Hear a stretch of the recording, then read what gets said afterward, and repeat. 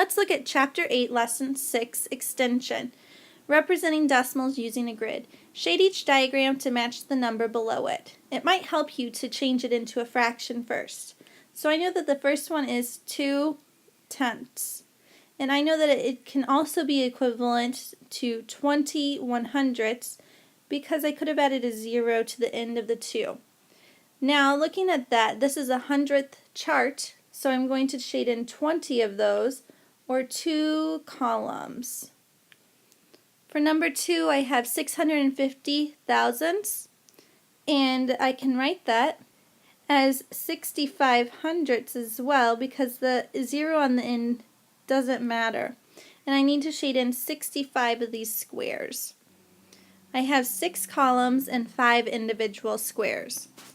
I have 1 full piece shaded in, so that would be the entire square because that's 1 square.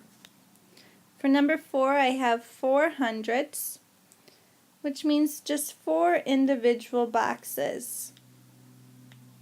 Number 5, I have 6/10 plus 2/10, which would be 8/10, which would be 8 columns. For number 6, I have 1 minus 7/10. Remember to line up the decimals when you're subtracting. I'm going to borrow from the 1, make it a 0. This becomes 10 minus 7, which is 3. So I have 3/10. And I know that 3/10 would be just 3 bars colored down. For number 7, we're going to write the numbers in order on the number line. So let's go ahead and convert all of these into decimals so they're all the same.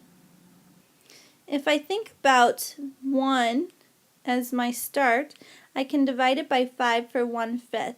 5 doesn't go into 1, so I'm going to put my decimal down and put a 0. 5 does go into 10, and it goes twice, subtract, and I get 0. So looking at that, I know that the 5 is going to be 20 cents, if I think about it as money, or it's going to be 2/10. So I can create the 1/5 and make it 2/10. If you look here, it's 2/10 as a decimal, which is what we're converting all of the fractions to. 6/10 is already with the 10th at the bottom, so I know that's going to be 0.6. 1/2, I can convert that into being 0.5. Think about it as money. Half of $1 is 50 cents. So now I can go ahead and start marking them down. I already have 8/10 on there, so now I'm going to find 2/10. And I know it's going to come after the 0, but before the 8/10.